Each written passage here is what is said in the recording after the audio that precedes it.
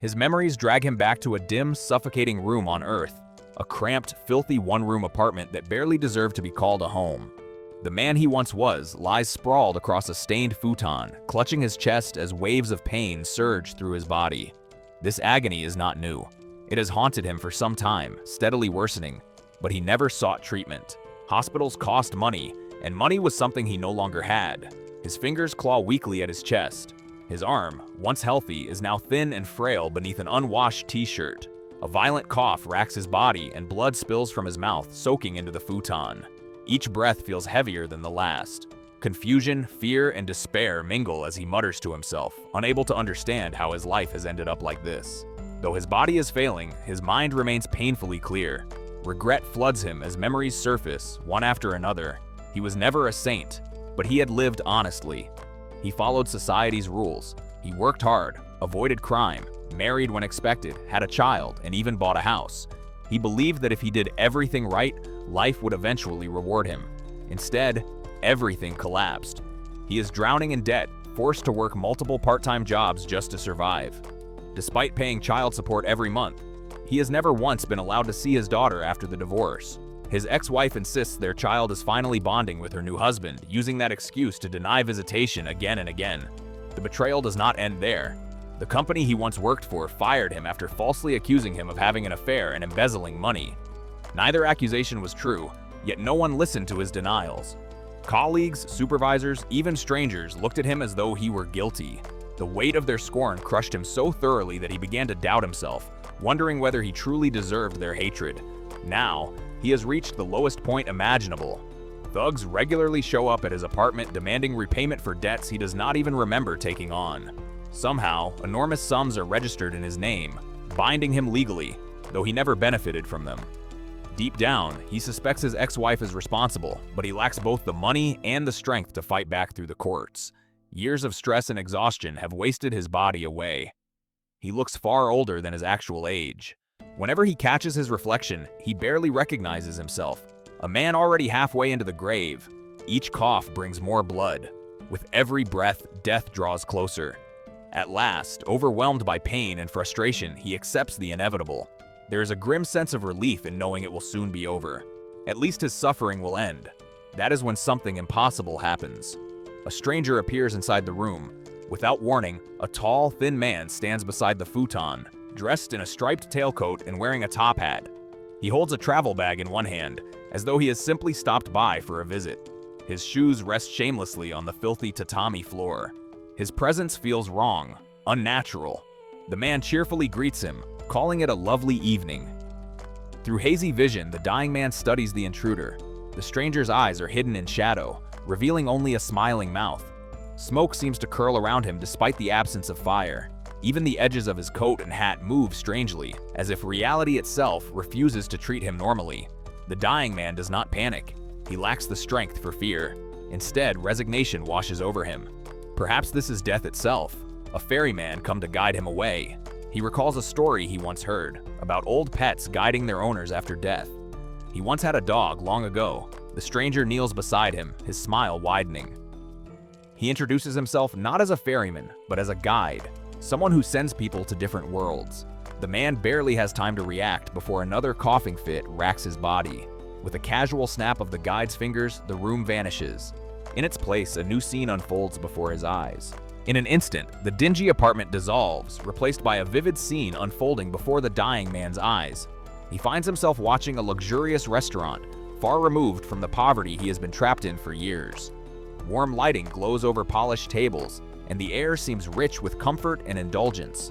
At one of those tables sit two familiar figures, his ex-wife and a well-dressed man in an expensive suit. They are laughing together as they dine, enjoying exquisite food and fine alcohol, the kind of meal the dying man has not tasted in years.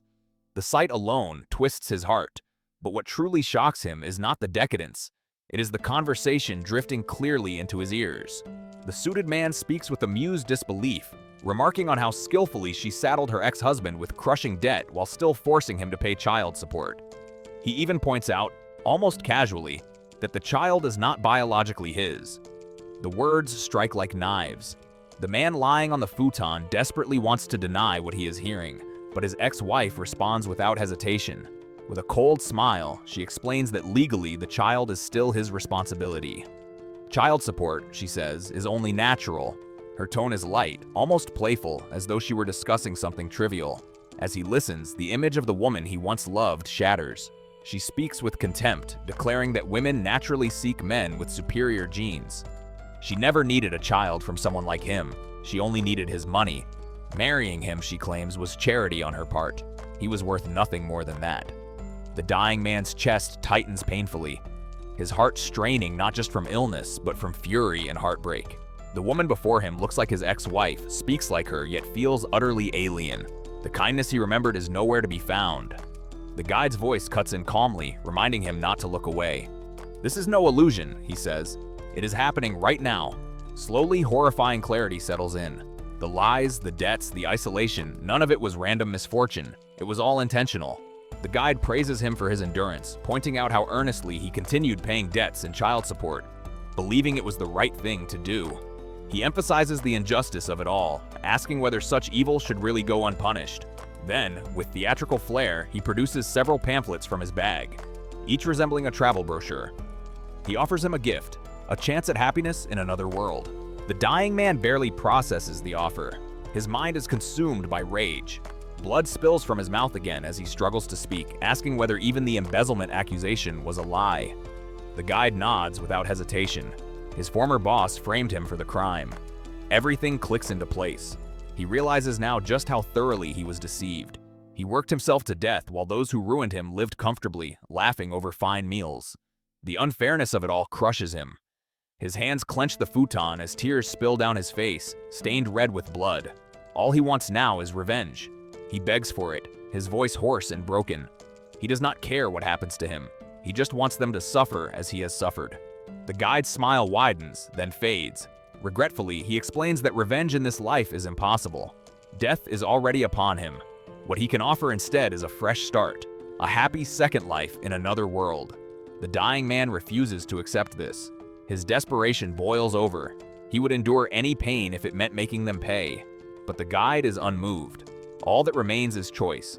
What kind of world he wishes to be reborn into. The pamphlets hover before him like fate itself. One depicts a land of swords and magic. Another resembles modern Earth, but with superpowers. A third shows floating continents suspended in the sky. None of them stir his heart. Then his eyes land on one final pamphlet, its cover displaying a humanoid machine and a massive space battleship. Without thinking, his trembling hand reaches for it. As his bloodied fingers touch the pamphlet, the guide's voice grows animated. He describes a fantastical civilization where advanced science and magic coexist, where humanity rules an intergalactic empire and people live far longer lives.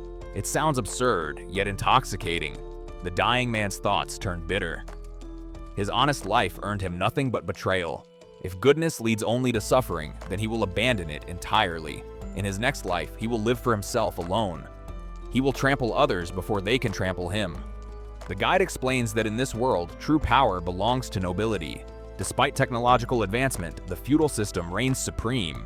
With a satisfied tone, he promises to arrange the man's rebirth into an aristocratic family, a count, even, someone entrusted with ruling an entire planet. The dying man cannot smile, but in his heart, resolve hardens. Given such authority, he will do whatever he wants. He will rule with cruelty and pride. He will embrace evil without shame. His consciousness begins to fade, but his final thought is unwavering. His next life will be different. His next life will belong to an evil lord. As the dying man's consciousness slips away, a faint smile settles on his lips. His life ends not in peace, but in resolve. The room grows still, his battered body finally giving in to exhaustion and death. For a brief moment, silence reigns. Then the guide straightens. He looks down at the lifeless corpse and bursts into laughter. The pleasant, courteous demeanor vanishes, replaced by something twisted and grotesque. He mocks the man's suffering, scoffing at the idea that his life was uniquely tragic. People like him, the guide claims, are everywhere. Ordinary souls who believe themselves especially unfortunate, blind to the countless others, crushed just as thoroughly. With a snap of his fingers, the image of the ex-wife and her lover reappears in the air. The guide watches them with obscene delight, as though enjoying a favorite performance. He casually reveals the truth. The man's misery was no accident. Every betrayal, every misfortune, every step toward ruin was carefully engineered. The guide confesses that he was the one who arranged it all. He wanted to see how far he could push a genuinely good person before breaking him completely. What began as a simple experiment turned into entertainment far richer than expected, so he decided to extend the suffering into another life. The guide is not a savior. He is a creature that feeds on misery. Human despair, resentment, and hatred are his nourishment, and he has repeated this process countless times. The dead man is merely one more victim among many. Still grinning, the guide declares that before moving on to the main course, he intends to enjoy a final indulgence.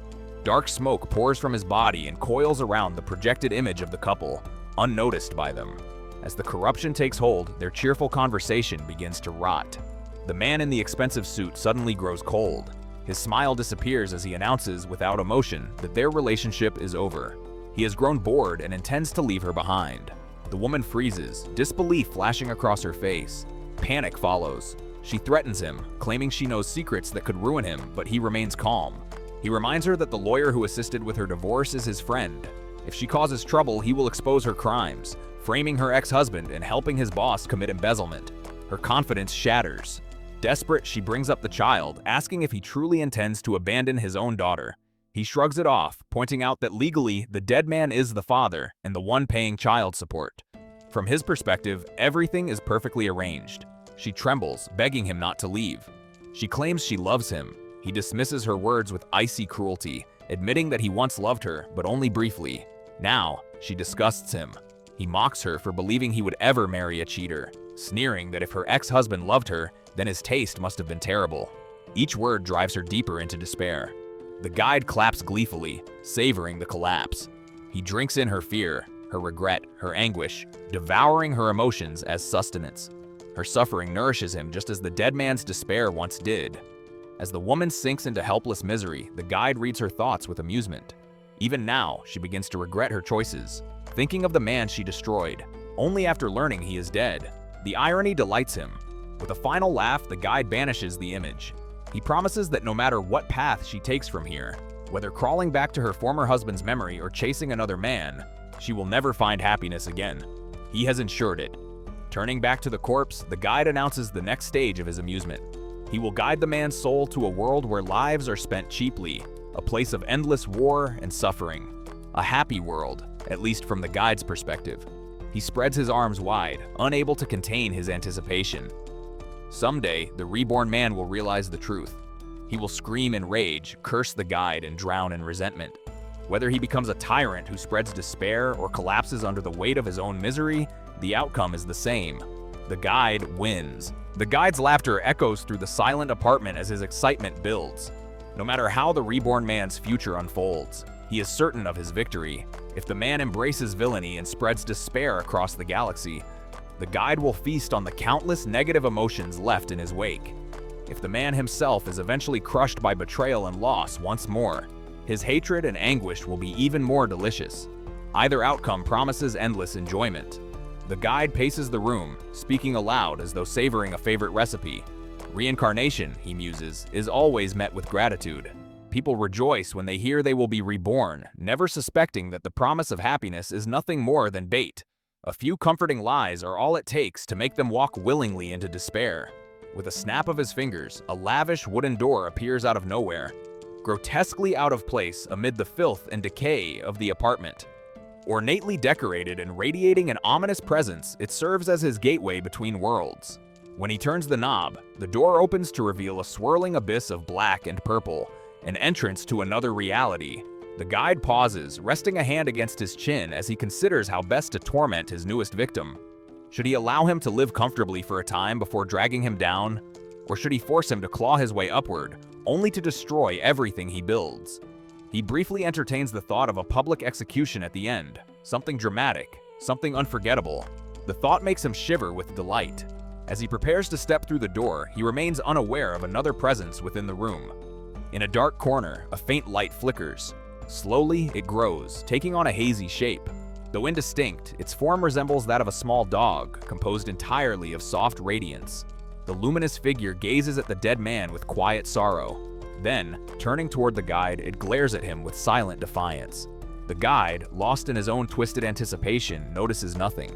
Declaring that the reborn man's next life will be longer and far more painful, The guide steps through the door.